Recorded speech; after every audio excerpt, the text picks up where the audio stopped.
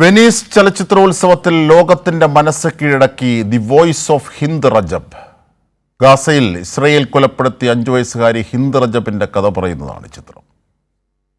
ഗാസയിൽ ഇസ്രായേൽ കൊലപ്പെടുത്തിയ 5 വയസ്സുകാരി ഹിന്ദ് റജബിന്റെ കഥ പറയുന്ന സിനിമയാണ് The Voice of Hind Rajab.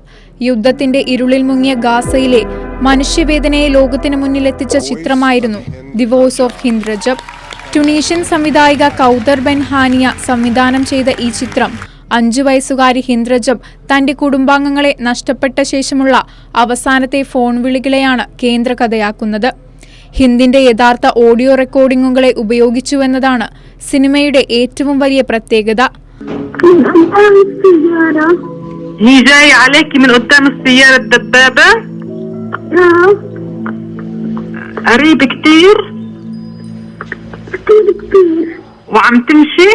Venice ചലച്ചിത്രോത്സവത്തിൽ സിൽവർ ലയൺ ഗ്രാൻഡ് ജൂറി പ്രൈസാണ് ചിത്രം സ്വന്തമാക്കിയത്.